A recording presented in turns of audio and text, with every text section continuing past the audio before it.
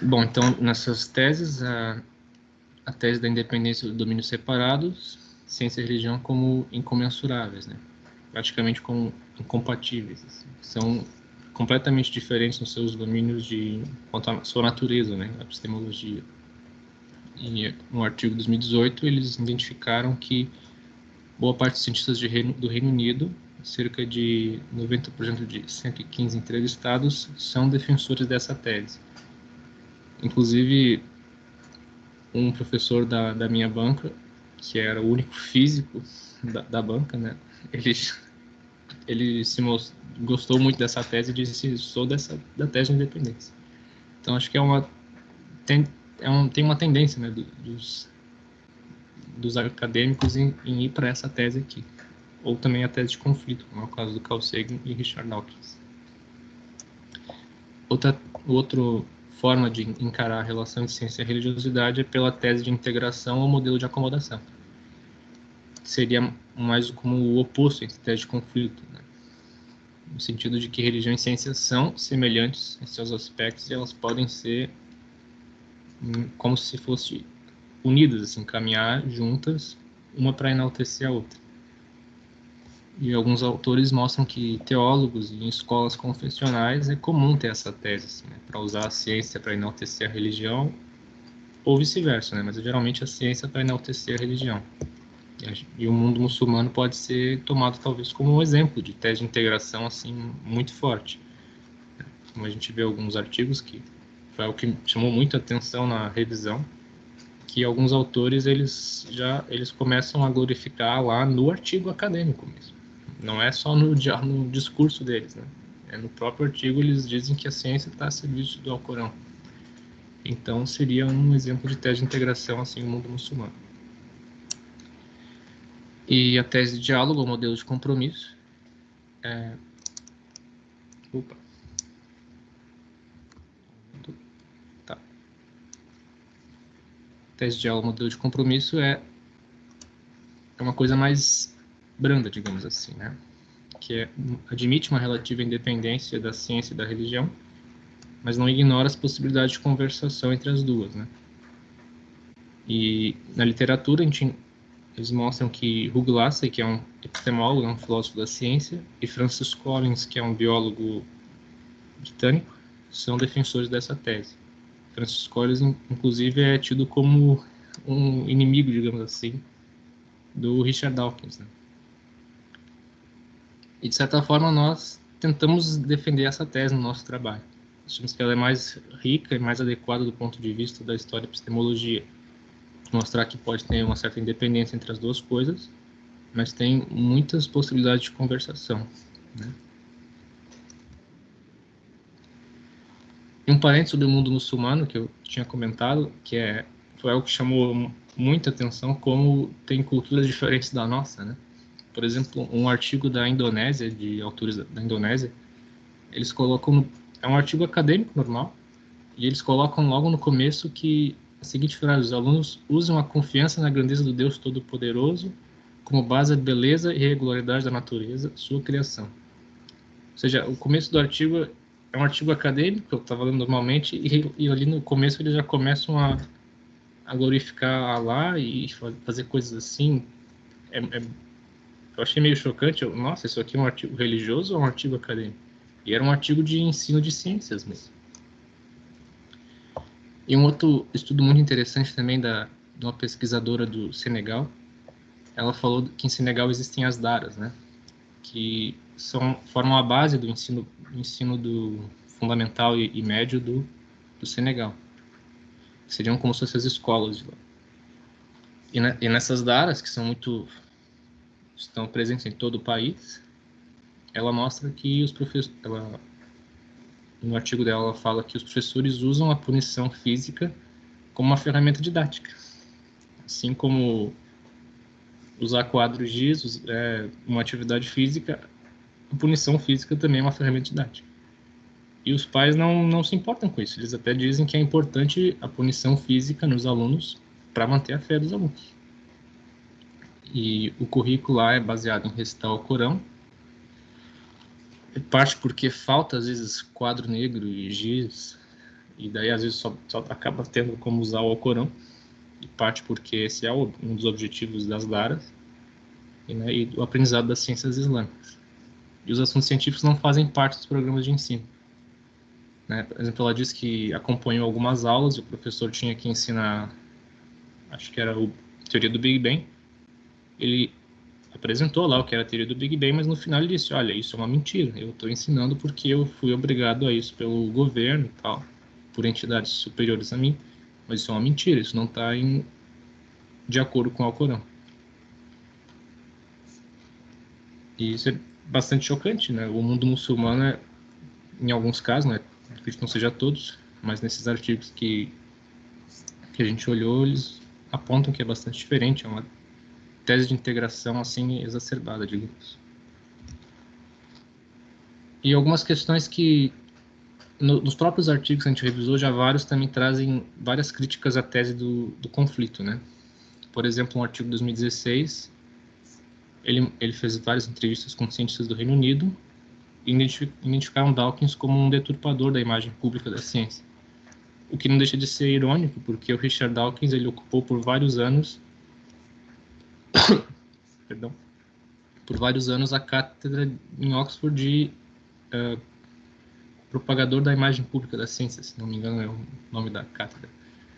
Ele ocupava essa cátedra e mesmo assim ele é identificado como um deturpador da imagem pública da ciência, principalmente por causa dessas afirmações assim um pouco exageradas contra a religião, né? Um outro artigo em 2015, mais voltado para a questão do ensino, mostra que essa retórica preconceituosa, né, se referindo à tese do conflito, tem o potencial de causar ainda mais insatisfação dos alunos em relação à educação e ciências, porque implica que não é para todos. Né? Se tem uma defesa muito forte da tese do conflito, alguns artigos, como esse de 2015, mostram que os alunos podem identificar que, olha, ciência não é para mim, que sou uma pessoa religiosa. Ciência é só para quem é ateu ou quem é agnóstico, enfim. Um artigo de 2019 também mostra que 40% dos norte-americanos afirma ter grande confiança na comunidade científica. Apenas 40%, né? Ou seja, menos da metade confia na comunidade científica. E esse mesmo artigo diz que essa taxa baixa é devido à presença de fundamentalismo religioso. Né? Eles fazem uma crítica dizendo que, olha, essas pessoas que são muito religiosas, evangélicos, eles são um problema. Eles estão diminuindo a confiança da população na comunidade científica. E um artigo de 2018 traz um contraste, né? Ele diz que o fato da pessoa não ter religião não torna ela mais tolerante. Ele coloca, por exemplo, que numa sala de aula ele colocou alunos religiosos e não religiosos a discutir sobre religião. Ele diz que quando faltavam argumentos, os alunos partiam quase para uma agressão física, né? Então, se a gente pudesse resumir o artigo do Schweitzer em uma imagem, seria isso aqui, praticamente. Faltou argumentos e os alunos quase partiram para a porrada mesmo. Só mais um comentário, então, sobre a revisão de literatura, né, em consonância com esses últimos autores. Tem um artigo de 2019 que diz que um aumento da associação cultural entre ciência e ateísmo pode minar a confiança da sociedade na instituição da ciência. Isso é um problema que a gente tentou resolver, de certa forma, no nosso trabalho, né? A gente pode pegar também nossa própria situação no Brasil. Essa senhora que vocês já devem ter ouvido falar, Damares Alves, dizendo que a igreja evangélica perdeu espaço nas escolas para a ciência. E isso é uma grande bobagem por diversas razões, né? Porque se a gente defende a tese do diálogo, a gente vê, não, a igreja evangélica não perdeu espaço para a ciência. As duas podem, de certa forma, andar meio juntas, né? Numa relação construtiva de diálogo. Tem um entendimento muito errado do que é a ciência. A ciência não é só para ateus, não precisa ter uma relação direta entre ciência e ateísmo, né?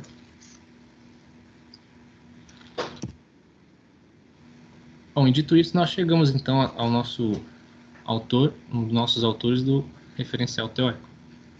Dito isso então da revisão de literatura, e nós queremos levar a religiosidade como forma de tratar história e epistemologia para ensinar física quântica, a gente precisa ter em mente o que é religião, né? Vamos tentar fazer um diálogo entre ciência e religião, mas o que é religião?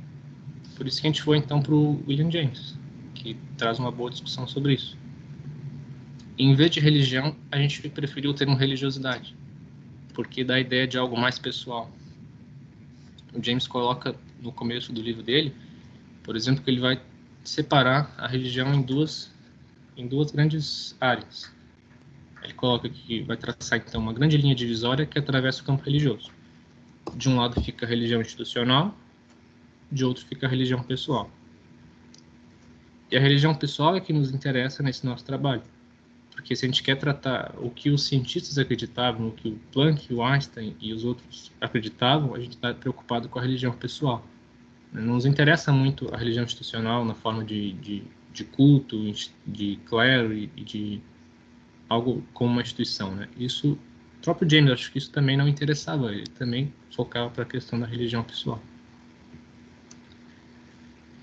E ele coloca, então, que religião passa a significar os sentimentos, atos e experiências de indivíduos em sua solidão, na medida que se sintam relacionados com o que quer que possam considerar divino.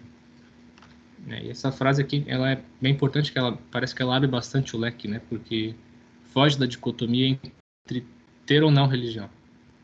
Quando a gente pensa para o cientista, ou ele é religioso ou ele é ateu. E, na verdade, não é isso, né? Pelo menos esse é o entendimento que a gente teve quando a gente usou o James.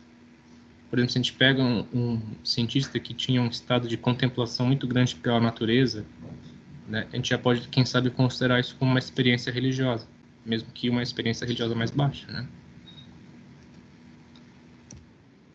E daí o que a gente tentou fazer nas nossas aulas, a gente tentou traçar, então, uma gama, né, uma certa forma, um espectro das variedades da experiência religiosa. A gente pega um extremo aqui à direita, o Max Planck, ele seria o mais, digamos assim, que teve maiores experiências religiosas, talvez. Mais fortes, mais claras, talvez. Que ele coloca na autobiografia dele, que a gente também usou como epígrafe, que religião e ciência travam uma batalha comum na incessante cruzada, sem fim, contra o ceticismo, a descrença e a superstição. O grito para reunir essa cruzada sempre foi e será até Deus. O Max Planck era um luterano ortodoxo, né, como alguns autores colocam, e ele mesmo até se classificava. Uma outra situação um pouco mais branda seria a figura do próprio Einstein, que definitivamente não era ateu, como muita gente coloca. Ele nasceu judeu, né? Teve ensino cristão nas escolas que ele frequentou, nas primeiras escolas. A família pagou professores judeus para ensinar ele no judaísmo. Durante um período da vida ele se afastou um pouco da religião, mas ao final ele voltou a se preocupar muito com religião, principalmente o panteísmo de Spinoza, né? É algo que cativava muito o Einstein. Uma outra figura seria o Richard Feynman, né, que é um importante físico também para a física quântica. Todos esses físicos que a gente está trabalhando aqui foram importantes para a física quântica, né, que são o foco do nosso trabalho. E o Feynman talvez seria um exemplo de agnóstico, talvez. Mas é muito interessante que ele diz, num livro dele, que ele diz, olha, a ciência não pode provar nem desprovar a existência de Deus. Então, uma crença num Deus comum da religião é algo totalmente plausível, né? E um outro extremo seria o Dirac, que é este senhor do meio da foto aqui. Que o James coloca uma questão que uma experiência religiosa mínima, ou assim, quase inversa, talvez, seria o sujeito que ele seria o fundamentalista ateu, né? Que ele acredita no não Deus e o adora. Né? O Dirac, ele era quase um militante, digamos assim, do ateísmo, em que ele era bem forte e se mostrava contrário da religião. Era algo que preocupava ele. Ele não ficava completamente indiferente à questão da religiosidade, da religião, mesmo se dizendo ateu. Se a gente olha para a obra de James, talvez dá para classificar isso como uma variedade da experiência religiosa, uma das muitas variedades, né? Para a questão do Einstein, que com certeza é o que mais chama atenção, A gente usou algumas coisas disso no nosso módulo, principalmente a questão de ele ser determinista. Eu não vou ler tudo aqui pela questão do tempo, mas a questão de ele ser determinista, de ele ser fascinado pelo panteísmo de Spinoza. Ele também sempre tem um posicionamento bem interessante sobre a figura de Jesus também, em que ele dizia que era judeu, mas era fascinado pela luminosa figura do Nazareno. Ele dizia: quem pode ler os evangelhos sem sentir a presença real de Jesus? Isso é uma afirmação do Einstein, que a gente pegou lá da biografia dele, do Walter Isaacson. Bom, dito isso, a gente parte também para a nossa pesquisa, né, os nossos dados que a gente coletou. Uma importante ferramenta que a gente usou foi esse questionário aqui, bem curtinho, em que a gente pediu para os alunos responder o que vinha à mente quando ouviam a palavra quântica. Isso foi importante para a gente ter uma noção do que os alunos pensam sobre quântica e como a gente devia conduzir as nossas aulas. E a questão aqui mais voltada para a religiosidade é essas próximas questões.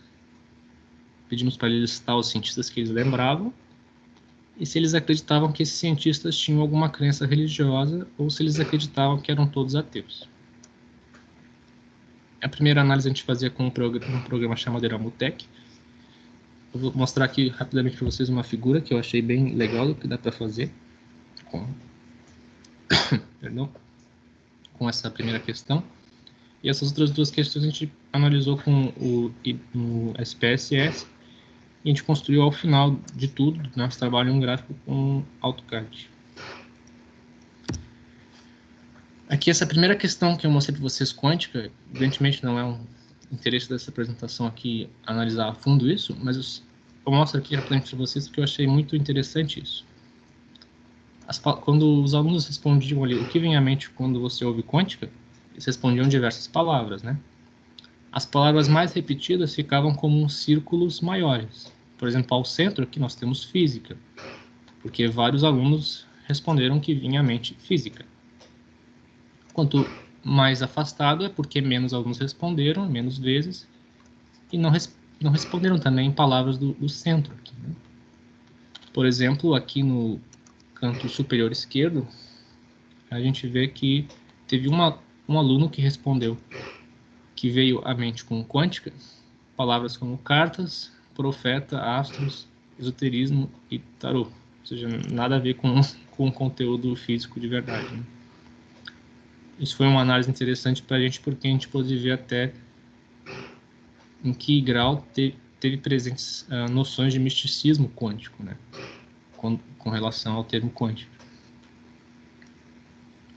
Teve até um aluno que respondeu shampoo quântico, terapia quântica. As respostas foram bem interessantes e a gente pôde fazer umas análises bem legais sobre isso.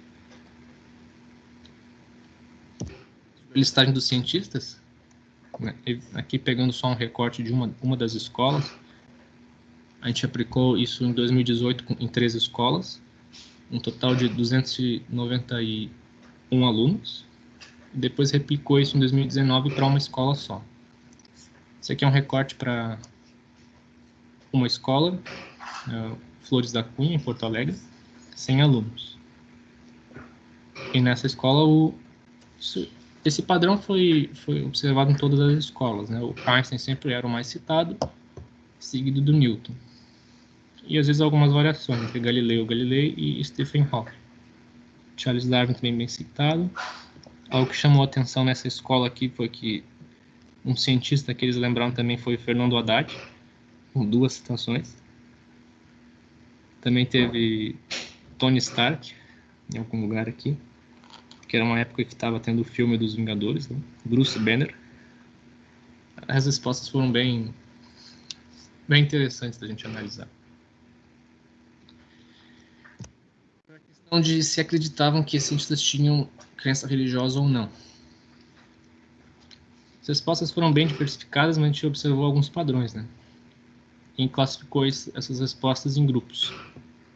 O primeiro grupo seria a certeza da religiosidade, aqueles alunos que têm certeza que os cientistas são religiosos. Evidentemente, isso é uma categoria que teve bem poucos alunos, né? E a certeza da não religiosidade, em que os alunos acreditavam que os cientistas são todos ateus. A gente vê, por exemplo, que num dos colégios, aqui em azul, o Heitor Villa-Lobos, em Gravataí, essa categoria foi bem presente. Resposta aberta positiva, que é uma resposta, digamos assim, melhor, que é os alunos que responderam algo como não necessariamente, acho que os cientistas podem ter religiosidade, ciência não implica em ateísmo, coisas assim, a gente classificou como resposta aberta positiva. Também teve a resposta aberta negativa. Negativa não necessariamente é algo ruim, né? É só coisas como acho que não, penso que não, foram classificadas aqui. E os alunos que responderam que não sabia, também a gente botou uma categoria para eles. A gente vê que o Flores da Cunha é o que tinha a melhor percepção, digamos assim, sobre a relação entre ciência e religiosidade, que eles não viam ciência e religião como necessariamente conflitantes. Agora, se a gente compara, por exemplo, o Heitor Villa-Lobos em Gravataí, que é onde nós conduzimos as nossas aulas em 2019, o grupo Certeza da Não Religiosidade já não é tão distante da resposta aberta positiva. Os alunos de lá já veem mais forte uma relação de conflito entre ciência e religião. Por isso, nas nossas aulas no Heitor, a gente tentou conduzir as aulas de forma a tratar isso com bastante cuidado, né? Sobre o nosso modo didático, então, que são as aulas, a gente conduziu nessa escola aqui, que é em Gravataí, o Heitor Villa-Lobos. Fizemos um estudo de caso na perspectiva de STEC e usamos algumas metodologias aqui de natureza qualitativa.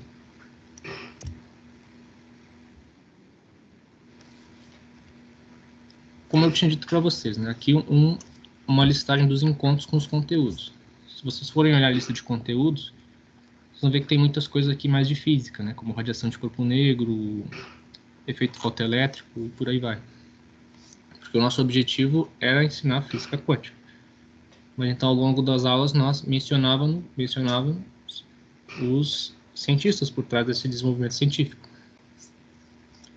E o que a gente fez, então, para deixar bem forte essa questão da religiosidade, assim, para tratar de forma mais incisiva, digamos assim, foi ao final fazer uma atividade, no 9º encontro, fazer uma atividade conjunta com um professor de filosofia, em que a gente abordou a religiosidade.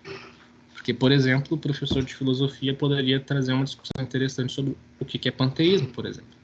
O que é indeterminismo, por aí vai. Infelizmente, o professor de filosofia ficou doente nesse dia, eu tive que fazer sozinho, mas acho que deu para fazer uma atividade interessante.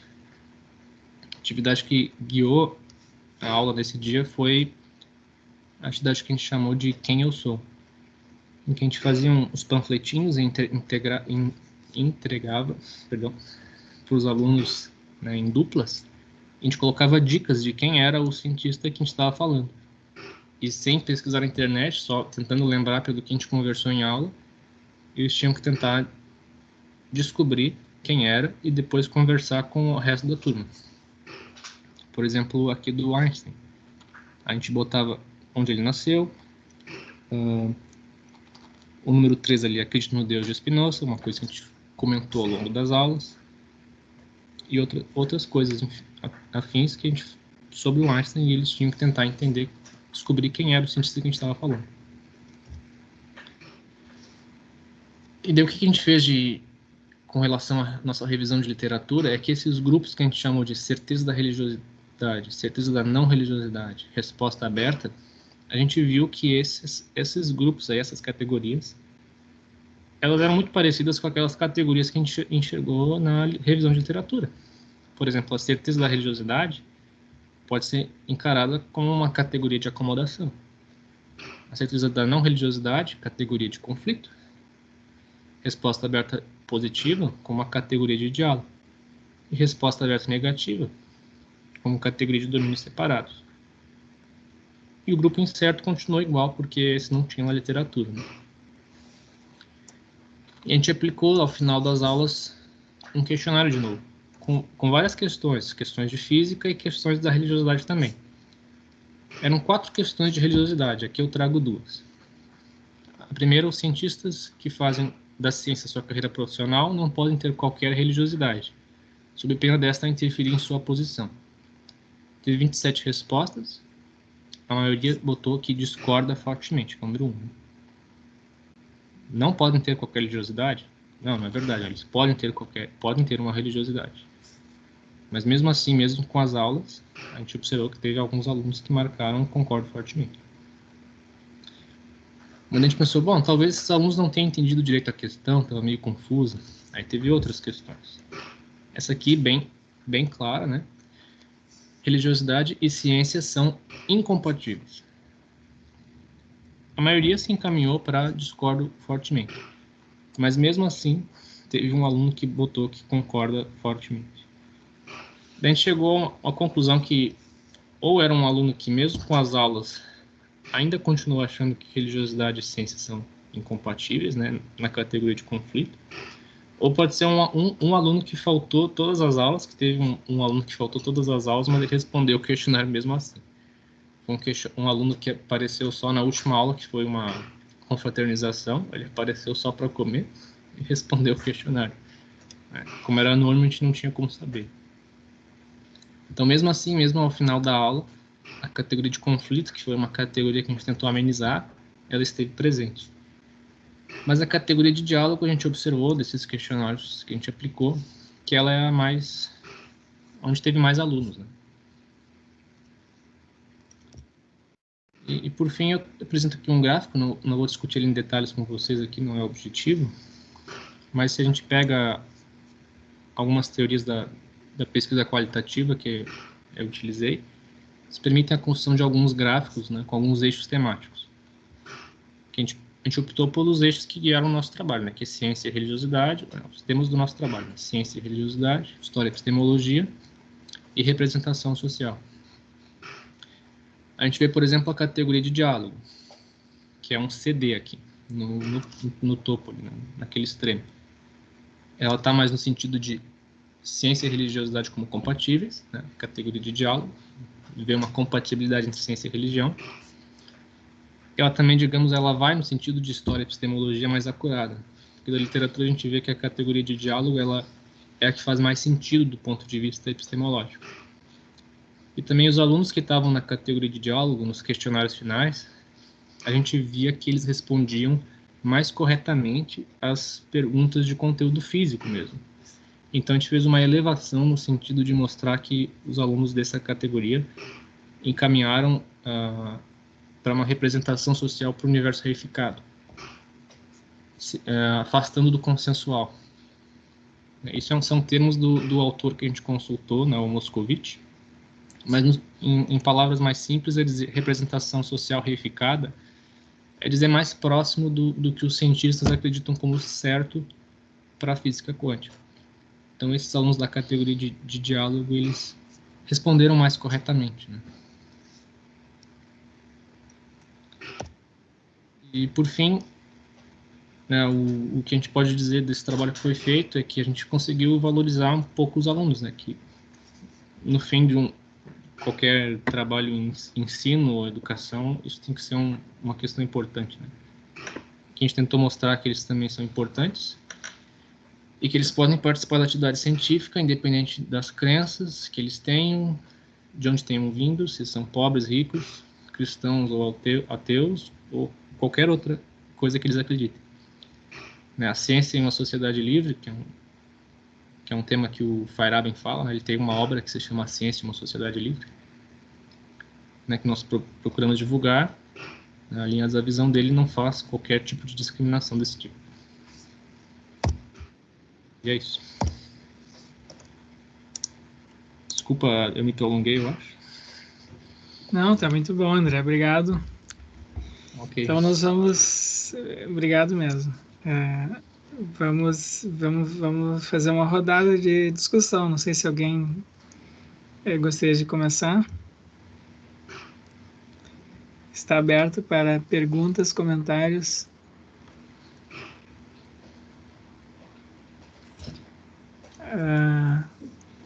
Alexandre, tu começa então. Eu queria fazer só uma breve questão. Primeiro, elogiar o André, acho que o trabalho muito bem organizado, muito bem feito. Mas aquela passagem do James que ele traz ali me trouxe uma questão, assim, né? Dessa divisão entre a ciência, digamos assim, a ciência, entre uma religião pessoal e uma religião institucionalizada. E aí, pensando no tópico da nossa disciplina e na reflexão, não sei se cabe exatamente para esse momento, mas é uma problematização que eu faço. O quanto uma religião pessoal distinta de uma religião, vamos dizer, pública, ela às vezes não cai na mesma questão de nós termos uma ciência pessoal de uma ciência pública. Porque o que torna uma ciência efetivamente, vamos dizer, um empreendimento sério? É o fato de eu submeter, né, crenças, teses, hipóteses, experiências, uma série de coisas a uma comunidade no meu entorno. Mais do que simplesmente eu viver isso e trabalhar por minha própria conta. Então, esse accountability que a gente faz na ciência, né, de submeter, de receber a crítica e de discutir e de tentar equalizar posições mais ou menos comuns, me parece importante. E na religião eu vejo que algo muito semelhante acontece. Então, essas modalidades de religiões individualizantes que a gente tem hoje, de eu construo meu próprio sincretismo, tenho minhas próprias crenças, isso muitas vezes me parece afastado um cerne da religião, que é justamente fazer esse balanço entre experiências pessoais e experiências públicas. E isso acontece mesmo assim em religiões, vamos dizer, não tradicionais, né? Por exemplo, no Santo Daime.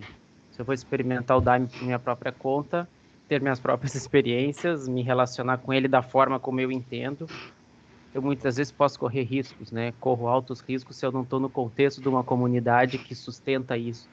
Então, me parece que essa divisão entre religião pessoal e pública, ela tem um certo caráter, assim, artificial, que acaba servindo nesse nosso contexto, assim, de enfatizar um individualismo, mas que, ao meu ver, muitas vezes ele acaba tendo um efeito contrário sobre o que seria, digamos assim, uma experiência talvez mais genuína da religião, amparada por esse balanço entre experiência e crença, experiência e comunidade, e aqui o que eu estou sentindo, qual é o limite efetivamente da minha experiência em relação a algo, vamos dizer, patológico, não patológico.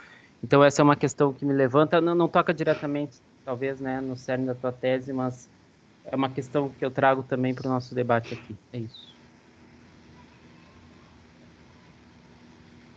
Tu quer comentar alguma coisa, André? Bom, eu não sei, eu fico um pouco confuso, né? Porque isso que o Alexandre, né, tipo, comentou dos cientistas numa ciência pessoal, não, lembra bastante a epistemologia do Tume, né? Que daí não sei se dá para comparar tanto com a religião, porque o Stephen Tume, ele é um filósofo da ciência também. Ele diz que, digamos assim, o critério de demarcação para saber o que é ciência verdadeira ou não é aquilo que passa ou não não lembro qual é o termo que ele usa, acho que é fóruns de competição, que se tem um cientista novo e tem uma ideia lá que é muito peculiar, mas ele apresenta isso num seminário e tem um professor lá que é, digamos assim, um macaco velho, né? Que já trabalhou bastante, enfim, e o professor diz, não, essa tua ideia é uma grande bobagem, aquilo cai por terra completamente, não interessa se a ideia era tão boa ou não. Ao passo que para a religião, como é mais subjetivo, isso é diferente, né? E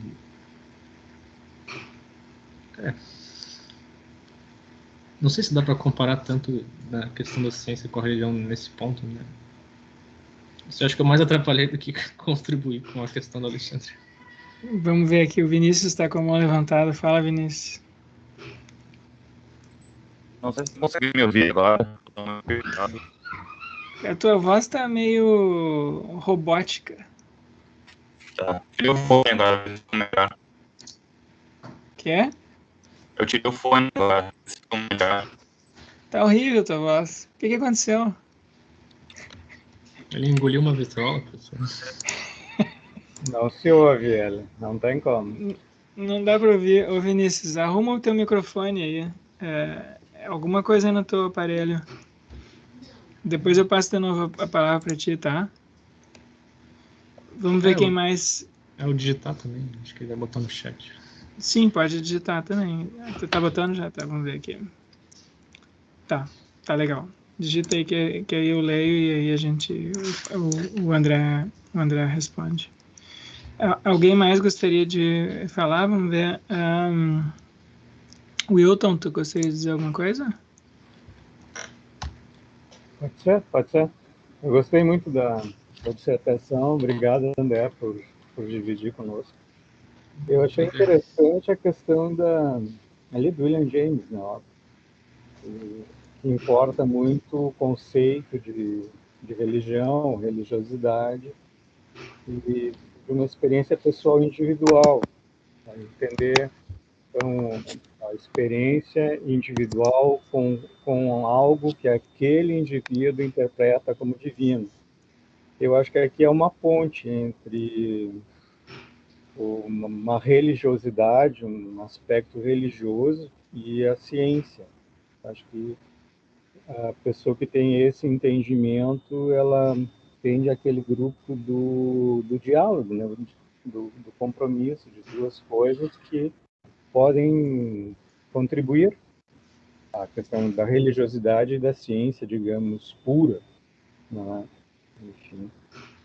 Também tem a questão do Spinoza, mas eu acho que foge um pouquinho aqui. Né? Mas é interessante que o estudo de Spinoza, e volta e meia ele aparece, e eu acho que sim, ele tem alguma contribuição que pode ser uma ponte entre a ciência e a religião, a maneira como ele entende, principalmente na minha área da neurociências, enfim, ele é entendido como uma ponte entre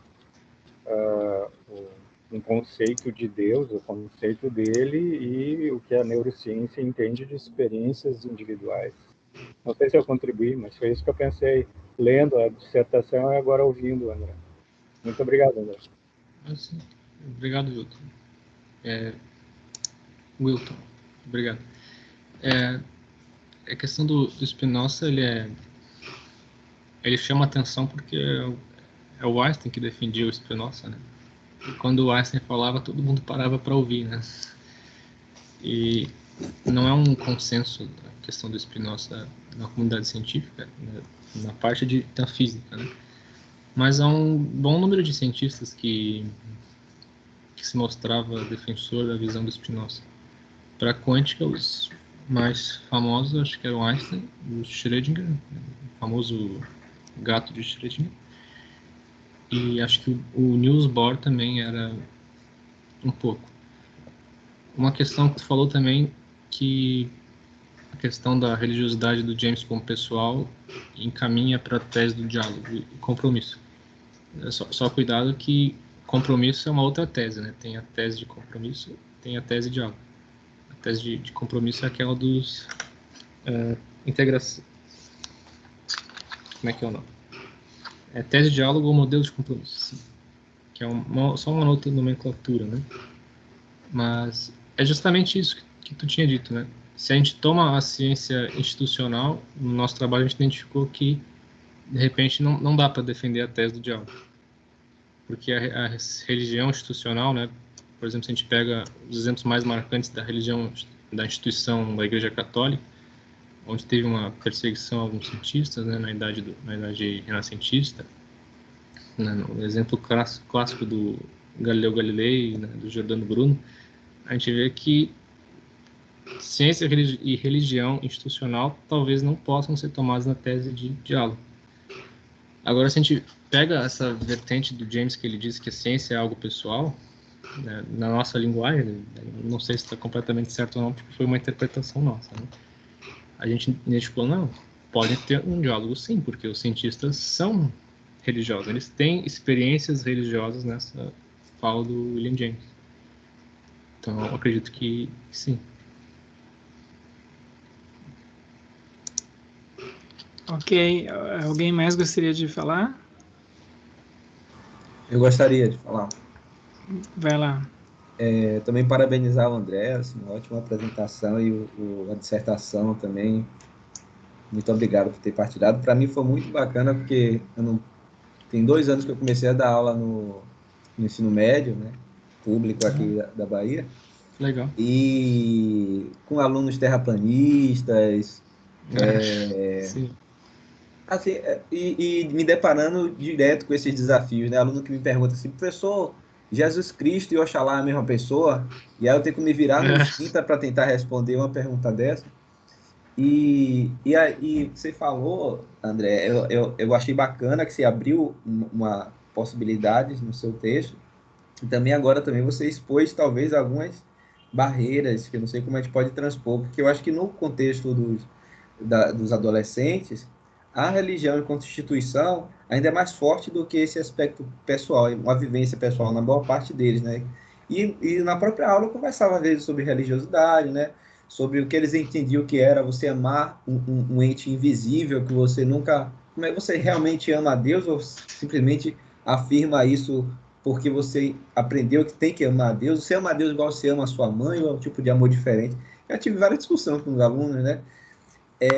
E essa dimensão mais pessoal, eu acho que nem, não está tão claro para a boa parte deles, né? A relação que eles têm com a religião é algo que foi, né, que eles herdaram, a boa parte deles, ou estão dentro da comunidade, percebendo a força da comunidade pentecostal, né, nessas comunidades, né, como eles determinam várias crenças dos jovens. Então, eu gostei que você abriu essa possibilidade de trabalhar, de abordar e trazer essa outra noção. Mas também você trouxe em destaque esse obstáculo, né? Essa dificuldade de lidar com a instituição religiosa, que eu acho que a maior parte da vivência deles é a partir dessa perspectiva institucional. Não sei o que você achou, né? Se você concorda com isso, que a vivência dos alunos com a religião, você acha que é mais religiosidade ou religião na sua vivência, no seu trabalho? O que é que você acha? Depende. Primeiro eu queria te perguntar do que tu deu aula, Marcelo. Tu falou dos alunos terraplanistas, tu é professor de física também? Não, filosofia, velho. Filosofia, e me jogaram também para dar metodologia científica, que tem um curso técnico lá na escola. Foi um barato, assim, foi. Fiz uns debates lá muito loucos. Entendi. Com certeza. Essa questão se os alunos vão para via pessoal ou institucional, depende de cada um, né? Que, por exemplo, tem alunos que vão à missa, mas não sabem absolutamente nada de religião. Não ligam, não se importam. Então, eles estão lá para ir no clero, como o James coloca. Estão para ir na missa, no culto. Estão preocupados com a instituição mesmo, né? Porque a família obriga e tal, e querem ter o status ali junto dos pais, talvez, não sei. Mas não tem eles a experiência religiosa. Quando a gente discute religião com alguns ali em aula, para eles tanto faz. Eles dizem, sou católico, mas não me importo muito com isso. Não tenho nada a contribuir com a discussão. Enquanto alguns que praticamente não tinham religião nenhuma, que não frequentavam nada, eles se mostravam extremamente dispostos a participar das discussões sobre religiosidade, porque era algo que tocava a eles, né, que eles se importavam. Então acho que é algo que depende de aluno a aluno. Tu pode ver as duas coisas presentes nos diferentes alunos, né? Aqueles que estão na instituição religiosa, os que estão na questão mais pessoal, e claro, tu pode ter os que estão nas duas coisas, né? Ou aqueles que não estão em nada, que não vão, não estão ligados a uma religião e também não se preocupam com a questão pessoal, né? São várias variedades da experiência religiosa. Só assim, o que eu tinha pensado é que, mesmo aqueles alguns que estão bem envolvidos na igreja, eles não têm essa perspectiva assim dessa particularidade, que a experiência religiosa não está restrita àquele círculo, né? Que existem pessoas fora daquele círculo que podem ter experiências religiosas. Então por isso que eu tinha pensado nisso, que mesmo aqueles que estão engajados, né, que cantam louvor na escola, que eu já vivenciei isso também, lá na escola teve um grupo que estava se reunindo no pátio, no intervalo, para cantar louvor. Aí uma aluna minha falou, mas se juntasse para a gente fazer um batuque, para fazer um rito de candomblé, a galera ia se horrorizar. E realmente, em algumas reuniões da escola e tudo, fica muito evidente a presença da igreja evangélica. E mesmo essas pessoas que são envolvidas, né, em algumas pessoas, né, alguns jovens, me parece que ainda não tem a clareza dessa possibilidade mais aberta, fora desse núcleo, né, do aceitar Jesus, que existe possibilidades de experiências religiosas pessoais, né? Nesse sentido que eu pensei que talvez a religião institucional seja mais forte no contexto escolar que eu vivencio do que a religiosidade, pelo menos de forma consciente, né? Que como possibilidade de experiência pessoal e fora dos limites da igreja. Mas eu entendi o seu ponto também, dessa religiosidade superficial também. Né? Claro, uma das coisas que a gente tentou mostrar em aula é que, com essa questão da religiosidade, é que dá para abrir bem o leque, né? Por exemplo, eles nem conheciam essa questão do Spinoza, que é uma forma de religiosidade também. Então, uma das coisas boas que a gente conseguiu nessas discussões foi, digamos, abrir os horizontes para os alunos com a questão religiosa, né? Para mostrar que foge da dicotomia entre ser ou não religioso, né? Isaac? Então, bom dia, pessoal. André, Felipe, né? Primeiro eu quero te parabenizar, eu gostei demais da sua apresentação, a sua didática, a sua retórica é muito boa, eu acho que você deve ser um excelente professor. Eu até vontade de ter aula com você. Não menosprezando o professor Rogério também, claro. Que também é um excelente professor. Mas, quando você apresentava, me veio à mente um livro do Papa Francisco, que ele escreveu com um rabino, Abraham e alguma coisa assim, que eu não me lembro agora, que inclusive eu não li, eu comprei para essa disciplina, professor, que eu acho que vai me trazer discussões, porque eu tento entender o porquê o Martin Luther King justifica toda a sua desobediência civil baseada na religião, né, nesse bem comum. Então, esse é um objetivo da disciplina. E também me veio à mente o prefácio do Hegel, quando ele vai falar de fé e razão. E esse livro do Papa Francisco é justamente sobre fé e razão. É um livro pequenininho assim, mas que, indicado por uma amiga, estava comentando com ela sobre essa disciplina. E ela falou, acho que você deve ler esse livro do Papa Francisco, porque vai te dar uma esclarecida, vai te ajudar também na questão do Martin Luther King. Então, eu achei muito interessante isso, mas eu não li o livro, então não tem como eu questionar você alguma coisa e comparar alguma coisa que você falou ainda. E a relação que o Marcelo, acho que é Marcelo, né, que falou sobre, que é professor também, eu vejo esse problema desses grupos que são muito fechados. Eu acho que o candomblé é mais aberto, talvez, mas principalmente os evangélicos e os católicos, eles são um grupo fechado, eles não têm muita permissão para outros. E muitos vão para essa religião mesmo, porque são levados pelos pais, não entendem, mas são fechados, não tem abertura para outros grupos. E isso me fez lembrar de alguns colegas que eu conheci nos Estados Unidos, que estavam em universidades católicas, que seguiam a religião católica cristã, justamente porque não tinha condições de pagar uma universidade particular, porque lá não tem as públicas como as nossas, né? E iam seguindo nessa trilha de fé e tinham que casar com meninas da igreja, aquela coisa toda, os filhos criados dentro do luterana, tal, porque essas próprias igrejas tinham essa religiosidade. E aí eu fiquei pensando, quando você falando do Einstein, né, até que ponto a religião interfere nessa questão da ciência. É isso que eu queria deixar meu comentário. Obrigado, professor. Até que ponto a religião interfere? Bom, isso tem várias coisas, né? Para o Einstein, tem um livro aqui que é Einstein e a Religião, que você está para ver aqui.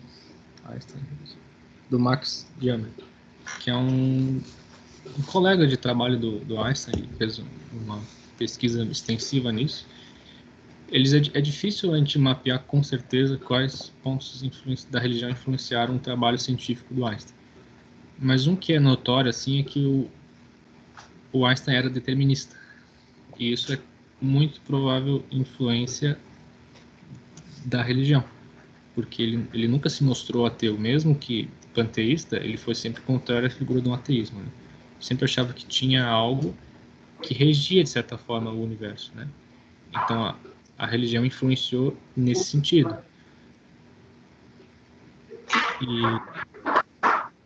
E foi uma educação judaica cristã que ele teve na infância, que possivelmente perdurou ao longo da vida dele. E isso levou a importantes discussões da natureza da física quântica, né, com o Niels Bohr, principalmente, né, os debates importantes da escola de Copenhague, que o Niels Bohr é um indeterminista, né? Ele achava que a física quântica é principalmente regida por probabilidades e não faz sentido muito falar do que é real. O Niels Bohr não era tanto uma visão realista da física quântica, né? O passo do Einstein, que ele tinha uma visão bem realista. Então vai mais para aspectos, digamos, mais de fundamento, assim, digamos assim, da própria filosofia da física quântica. Talvez a religião não tenha influenciado a metodologia científica do Einstein, mas um pensamento mais primordial em relação à ontologia dos próprios seres, né, da própria ciência. Eu diria que vai para um nível mais ontológico da ciência, a influência religiosa.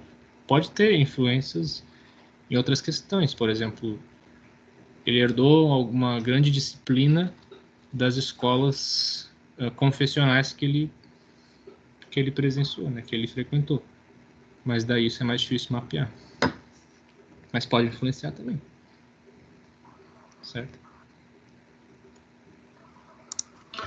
Ok, obrigado. Ok.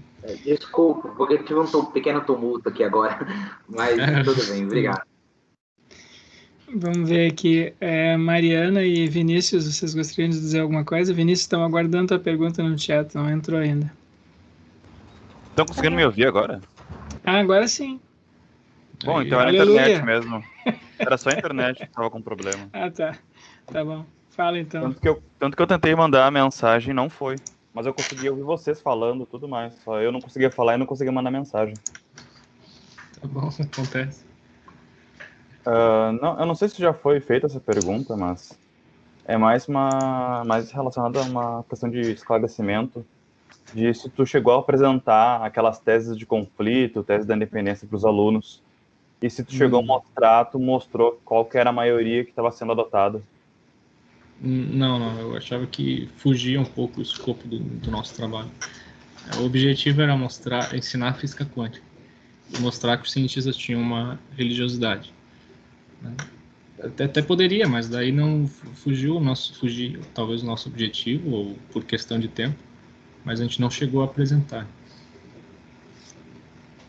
A gente mostrou que teve cientistas que, né, talvez o Dirac pode ser tomado como um exemplo, que implicitamente é um defensor da tese do conflito. A gente não usou essas palavras, mas a gente mostrou que ele era um ateu, fundamentalista ateu praticamente, que via ciência e religião como um total desacordo. A gente não usou as palavras tese de diálogo e tese de conflito. Não, sim, claro. Deixar mais mastigado para eles, né? Para não... Sim, talvez implicitamente sim, mas eu nem estava muito preocupado em mostrar que tinham 4 teses, nem implicitamente nem explicitamente. Uhum.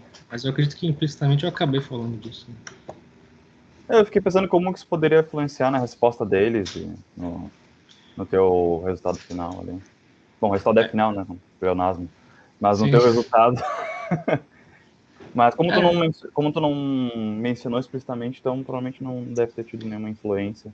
Não, isso foi uma coisa que eu pensei. Eu vou compartilhar a tela de novo, porque foi uma coisa que eu conversei com a Neuza.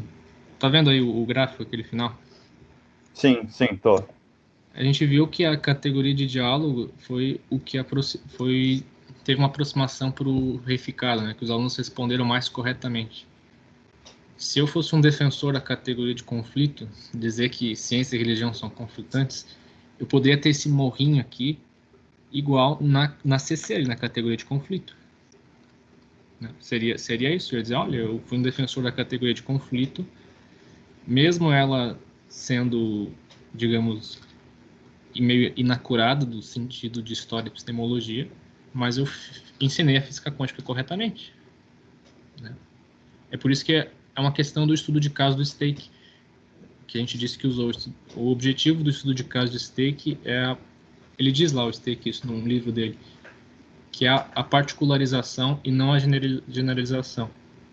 E que se isso é entendido como um empecilho ou não, daí depende da interpretação de quem vai usar o Stake. No nosso caso, a gente teve esse resultado, a categoria de diálogo, os alunos responderam mais corretamente. eu poderia defender a categoria de conflito, os alunos responderem mais corretamente porque eu ensinei física quântica corretamente, entende?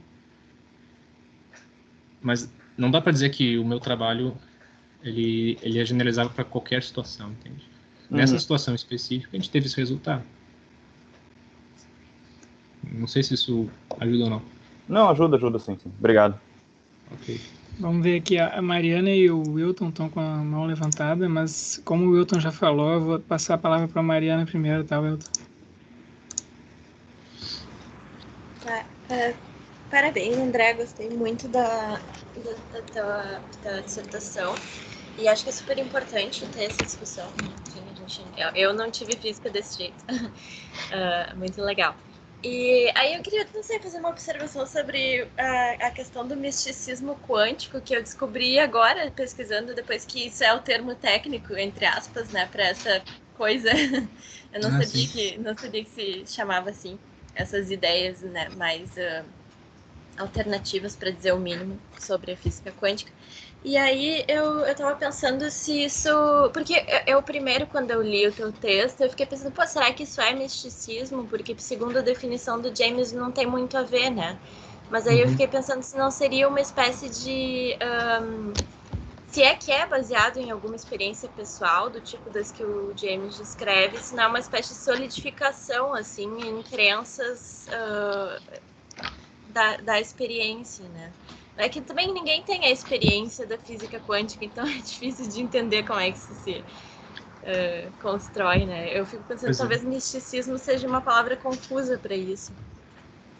Sim, exatamente. Eu, na dissertação ali, eu dediquei acho que um parágrafo ou dois para falar de misticismo. No fundo, o que a gente vê é que talvez se a gente pegar o William James para explicar o misticismo quântico, talvez seja forçar um pouco a barra para o William James, né? Que é misticismo religioso, ele vai para algo que é muito pessoal, enquanto que o misticismo quântico pode ter algo pessoal, mas também é uma concepção errada, né? Alternativa, uma apropriação errada dos termos de quântica, em que as pessoas tentam aplicar aqueles conceitos para experiências que eles tiveram. A gente pode tentar pegar, de repente, os conceitos do James, que ele defende o misticismo, né? Eu tinha notado aqui, por exemplo, que é transitoriedade, que os experimentos de misticismo quântico isso não se aplica ao misticismo quântico, né?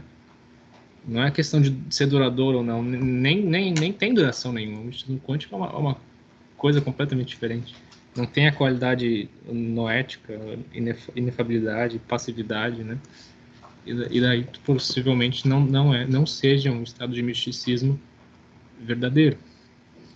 Isso é interessante também, que o William James ele fala que o oposto do misticismo ele é o racionalismo, né? Ele diz isso na obra dele em algum lugar.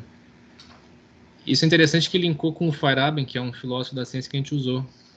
Ele diz que para situações que têm uma apropriação errada da ciência, como terraplanismo, misticismo quântico, qualquer outras coisas assim, pode ser razoável voltar à razão, ele diz, um apelo à razão. Então a gente pode linkar o James com o Feyerabend nesse sentido. Quando tem essas questões de misticismo quântico, a gente pode voltar ao oposto que o James falou. O racionalismo, dizer, olha, isso aí não é verdadeiro, porque é uma apropriação errada dos termos da quântica. Os cientistas estavam lá preocupados em descrever o comportamento de elétrons, prótons e fótons, e não experiências pessoais. Se tu quer descrever experiências pessoais, tu tem que usar termos técnicos das experiências espirituais que tu encontra em James, não no livro de física quântica, né? Não sei se ajudei a discussão ou atrapalhei mais. Não, acho que sim, eu gostei dessa questão do racionalismo, né? De enxergar isso como, ou pelo menos como uma racionalização da questão da experiência. Obrigada. Ok. Wilton? Eu vou começar pela última coisa. Acho que você deixa bem claro no teu texto, né, que não existe misticismo quântico, pelo menos nesse sentido que agora você explicou lá quando você fala de William James, se eu não me engano, né? Sim. Bem interessante. Eu estava ouvindo o Marcelo, e depois eu quero uma pergunta para mim, tá? Em cima do que você está nos apresentando. Aquela experiência dos evangélicos, budistas, sei lá, numa escola e de Umbanda, seria muito interessante o intercâmbio, né? Aquele grupo, você lembra, ouvindo o teu diálogo, tá? Com o Marcelo, nosso colega, e de tentar fazer um gancho, um convite, né, aos dois grupos entenderem qual é a experiência que tem. Então, ali no recreio, ali no pátio, né? Eu louvar a Deus ou ter um ritual umbandista, ou talvez até uma celebração budista. Então, eu acho que esse é o elemento que poderia ter um link, né? E, de novo, a gente cai nas experiências individuais. Tem a religião como instituição, ou como manifestação ali naquele momento, e visitar as experiências desses alunos, né? Enfim. Sim. Eu vou fazer todas as observações depois tu fala. Assim. Um elemento que eu acho que é interessante é que você traz que o Spinoza é panteísta, né?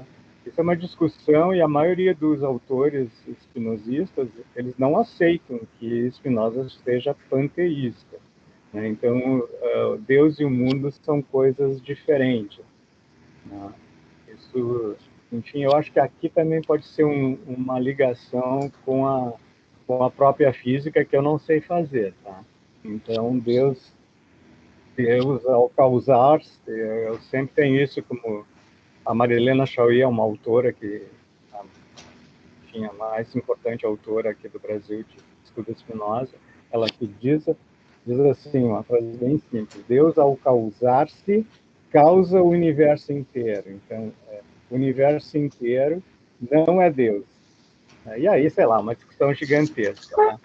E uma pergunta que eu queria para mim, assim, quando você fala do Bohr, do Niels Bohr, do indeterminismo, e daí ele não consegue entender o Einstein do determinismo, mas esse indeterminismo do Bohr, para eu entender, eu estudei isso há muito tempo lá no ensino médio, tá?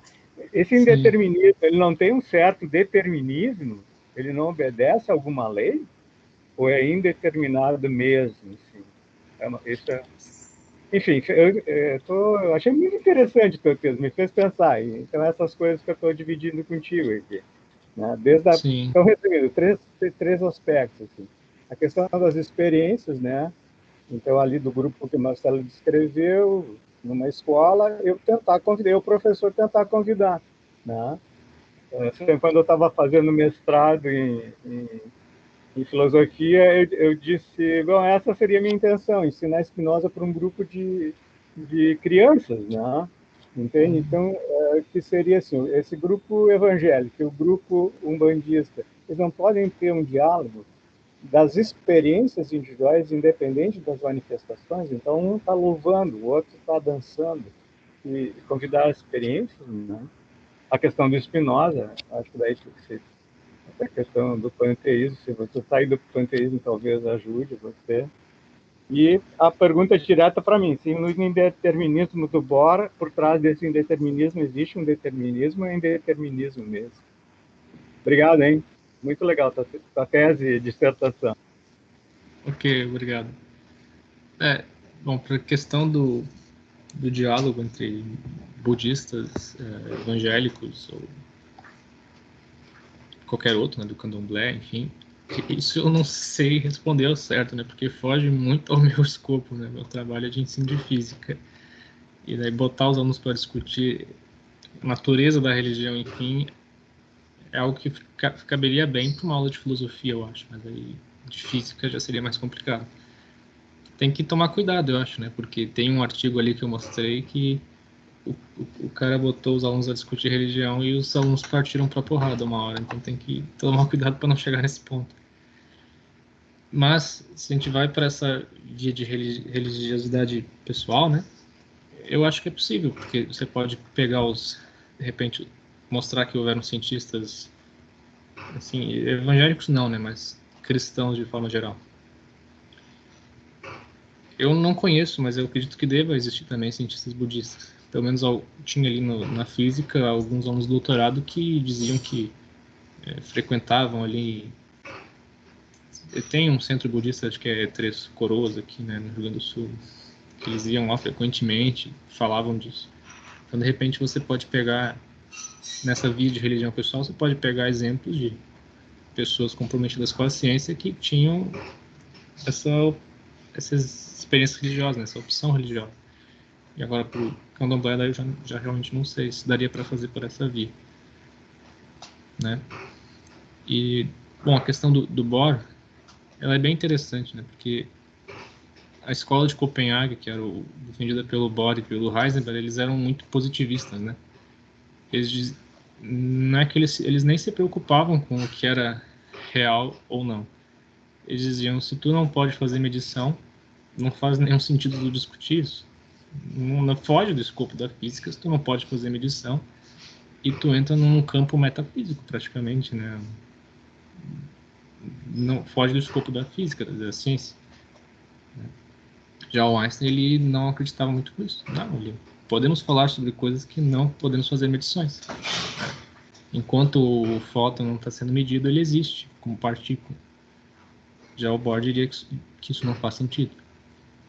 O Bohr diria, bom, é real, pode ser determinista quando a gente tem medição.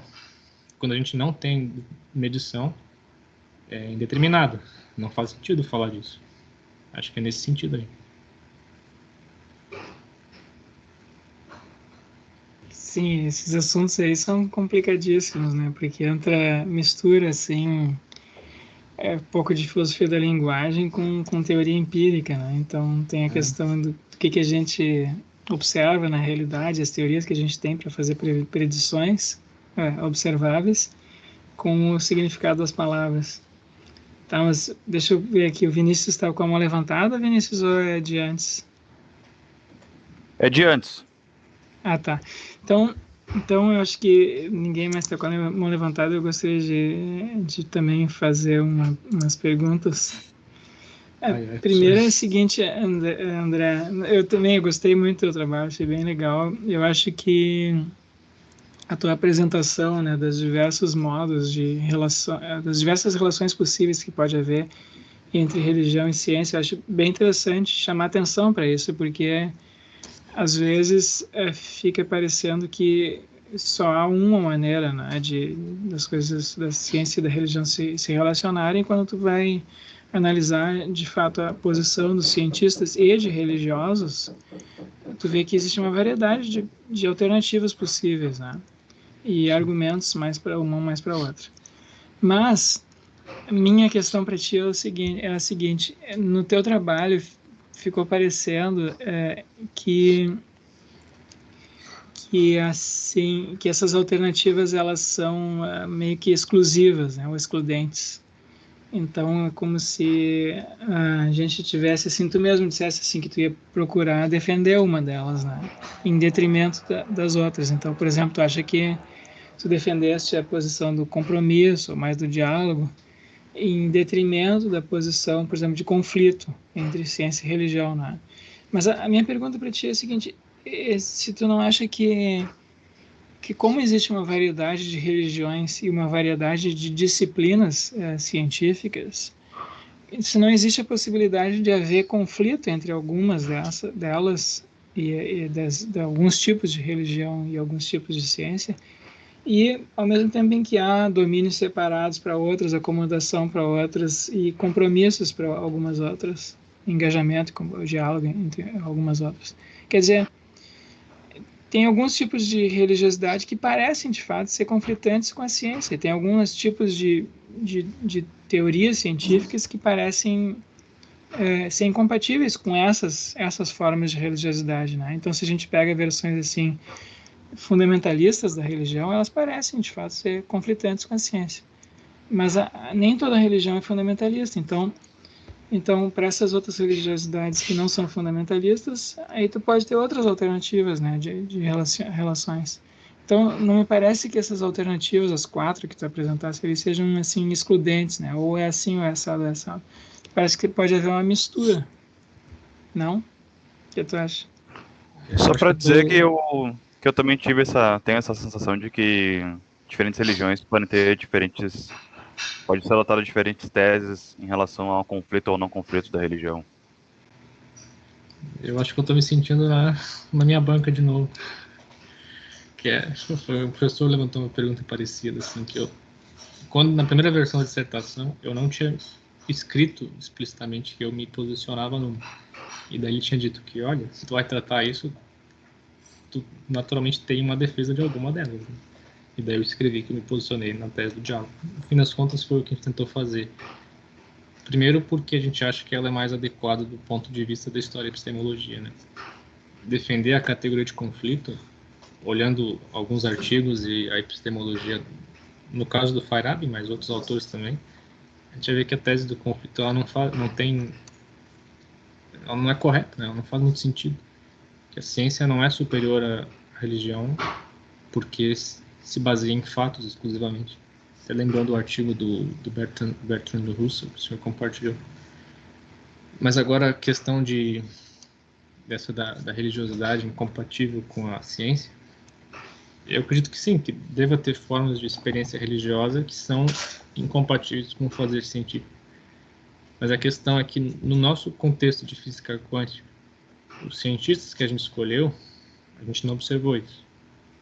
A experiência religiosa dos cientistas que a gente delimitou ali, que a gente escolheu trabalhar, aqueles cientistas ali, não era conflitante as experiências religiosas com a noção de experiência religiosa com o fazer científico. Né? Eles tinham experiências religiosas, tiveram diferentes graus, né? Mais fortes como o Planck, mais fracas como Einstein, como o Feynman, mas ainda assim eles faziam ciência. Então, acho que é um recorte que a gente pegou ali, nos permitiu seguir pela tese do diálogo. Né? Agora, se a gente quisesse fazer algo muito mais amplo, assim, generalizar, daí a gente encontraria empecilhos, provavelmente. Mas nesse escopo aí que a gente trabalhou, eu acho que deu para fazer, assim.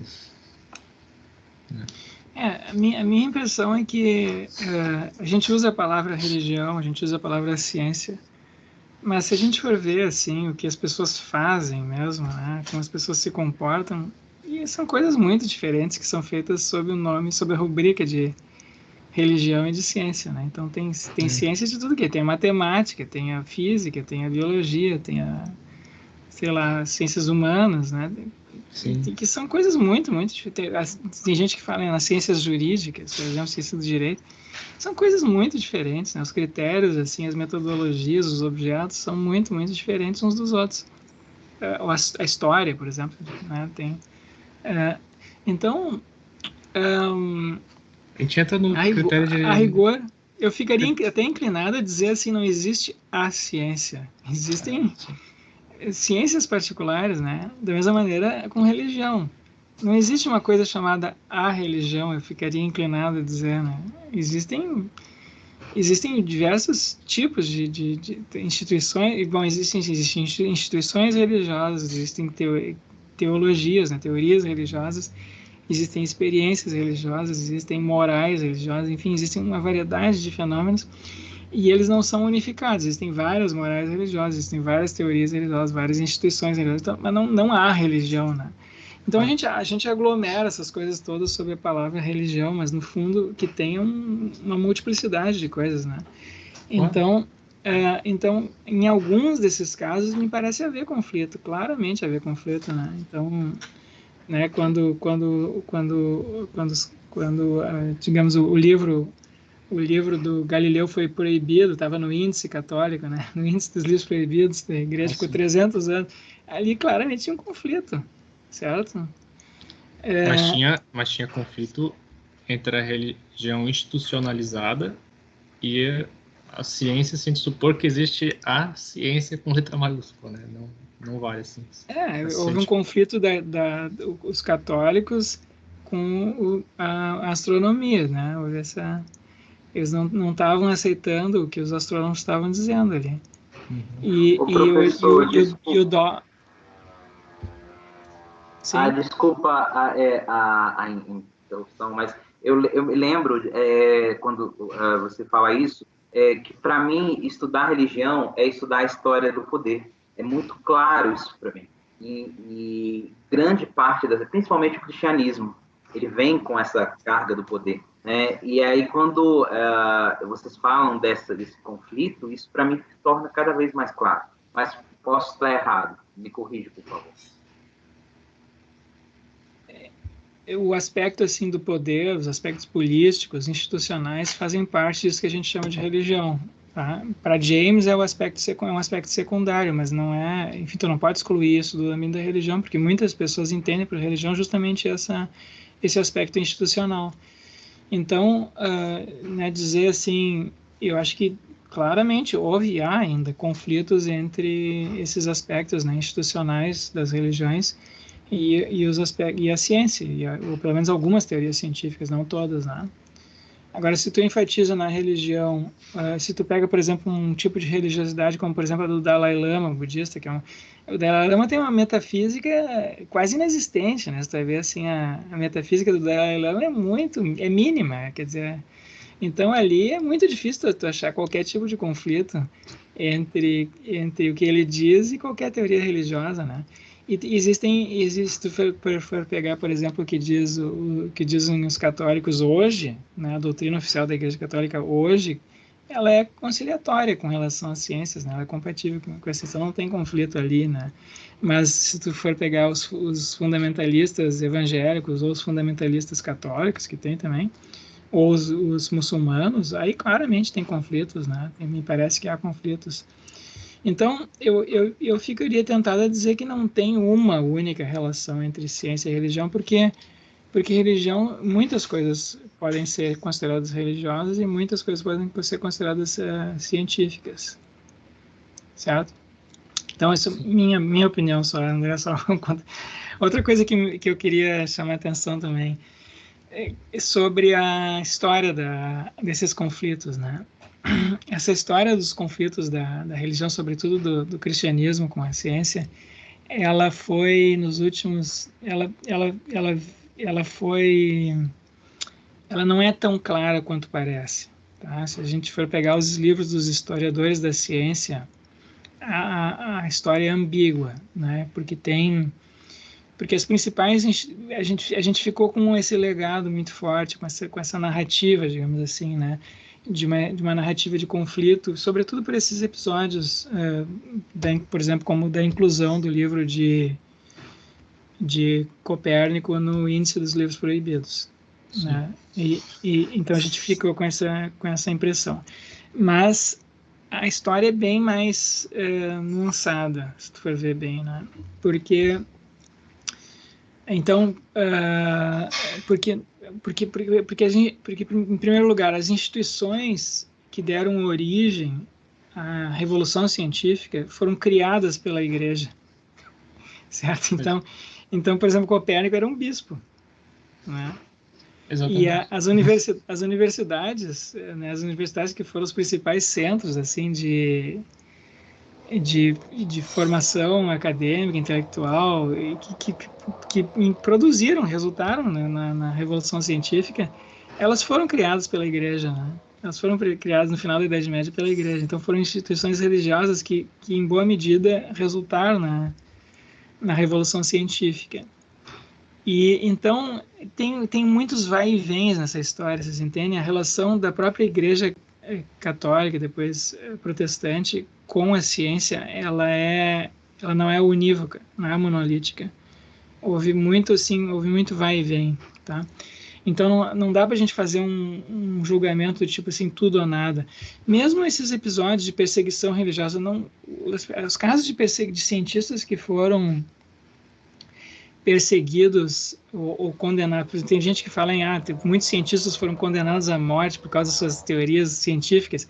Isso é falso, isso nunca houve nenhum cientista condenado à morte pela Inquisição, por causa das suas crenças científicas. Teve um único caso, que foi o Giordano Bruno, mas o Giordano Bruno ele foi condenado à morte não por causa das crenças científicas dele, mas por causa de heresias, tá, teológicas.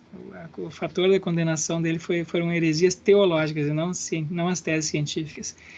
No caso do Galileu, ele de fato foi preso, mas a prisão dele durou assim uma semana e foi prisão domiciliar durante o julgamento, né? Então, Pelo que eu sei, o Giordano Bruno ele foi condenado por causa que ele negava a doutrina da transubstanciação. Acho que o corpo de isso. Cristo estava sendo transformado em vinho, o sangue do Cristo estava sendo transformado em vinho e o corpo dele transformado em a hóstia do pão. Acho que Então exatamente uma discussão teológica. Ele não foi condenado por causa de crenças assim provavelmente científicas, né? Embora ele tinha teses com relação à infinidade do espaço, por exemplo, que eram enfim conflitantes ali com a doutrina da igreja, mas isso não pesou na condenação dele, tá?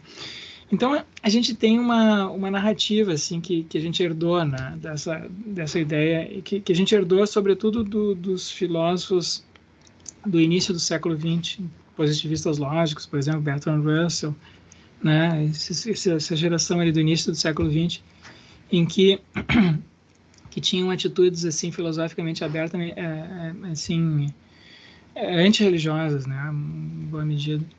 Então, só que efetivamente a história é mais nuançada do que isso, tá? E então esse é o meu segundo comentário. O terceiro e último é sobre o teu uso do Feyerabend no texto, né? Eu acho que ele é interessante e útil para os teus propósitos, assim. Eu acho que tu fizesse um bom uso ali do texto do Feyerabend. Agora, é preciso levar em consideração o seguinte: o Feyerabend, a posição dele em filosofia da ciência é muito contestada, tá? Com certeza. Ele é tido como um dos maiores inimigos da ciência, né? Em alguns artigos aí. Não, ele fez... Saiu um artigo na Nature dizendo que ele é o maior inimigo da ciência. Não, eu não diria isso. Eu não concordo. Sim. Eu acho que não. Eu acho que a avaliação assim que eu vejo nos livros aí de filosofia da ciência não é predominantemente essa, tá? Sim. O que o pessoal geralmente diz do Feyerabend é o seguinte: ele fez contribuições importantes na filosofia da ciência. Ele apresentou um contraponto importante ao Thomas Kuhn. Ele fez críticas importantes ao Thomas Kuhn. Mas ele também, a tese geral dele do anarquismo epistemológico é uma tese assim muito difícil de defender, né, para dizer o mínimo, difícil de defender. E porque então o que ele fez? Ele pegou alguns episódios da ciência, como por exemplo a Revolução Copernicana, e mostrou que no caso da Revolução Copernicana,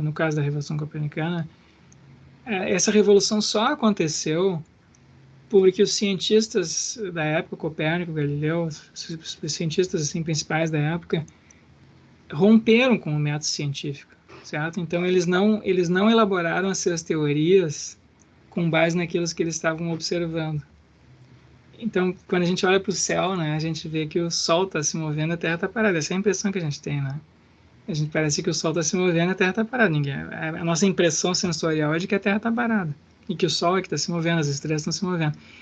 E então, se a gente fosse usar um método científico, que era elaborar teorias a partir daquilo que a gente observa, a gente jamais elaboraria uma teoria como a de Copérnico. Então isso é um caso interessante. Ele tem razão nisso, né? Muitas vezes os cientistas elaboram teorias que são contra-intuitivas. A mecânica quântica é o caso mais assim espetacular disso, né? Teoria completamente contra-intuitiva. Então, ele mostra assim que a ideia de que a ciência é caracterizada por um método, por uma metodologia, ela não está de acordo com a própria história da ciência, né? Então, isso é um desafio assim importante que ele fez. Mas aí ele foi para o outro extremo, quer dizer, ele propôs assim uma espécie de anarquismo epistemológico, né? Que tudo vale. Tudo vale tudo, exatamente. E aí ele tem uma concepção assim da ciência que é parecida com se os cientistas devessem agir como artistas, né? Que elaborar a livre criação, né? Não refrear de modo algum a criatividade, a imaginação pelo segmento de regras metodológicas. Então isso pode ser útil, ou pode ser interessante nas artes, né, digamos. Mas mesmo as artes é duvidoso, porque os artistas também têm muitas técnicas, né? Mas na ciência não. Aí esse outro extremo, né? Esse princípio, digamos assim, que ele acabou adotando, também não está de acordo com o que se faz nas ciências, embora seja verdadeiro de episódios particulares, né? Não é verdadeiro. Então, eu entendo o uso que tu fizeste ali do Feyerabend, mas eu acho que tem muitos contrapontos assim possíveis também, né, à filosofia da ciência dele, né? Então pode ser interessante para a gente se livrar de preconceitos, mas ele não nos dá uma descrição positiva e plausível daquilo que os cientistas efetivamente fazem, tu entende? Sim. Não dá para tomar o Feyerabend como uma explicação definitiva do que é ciência e o que fazem os cientistas, né? Eu acho que nem tem uma explicação definitiva, né? Provavelmente não. Tem muitas... Como é um fenômeno complexo, a ciência é um fenômeno complexo, tem muitas disciplinas científicas, tem muitos objetos, tem muitos métodos, e tem a evolução da ciência, né? Quer dizer assim, Então a gente não tem uma definição de ciência, assim como a gente não tem uma definição de religião, uma definição de arte. A gente tem um conjunto de práticas, de objetos, de métodos, de atitudes que a gente chama de arte, ou de ciência, ou de religião. Mas a gente não tem provavelmente uma definição, né?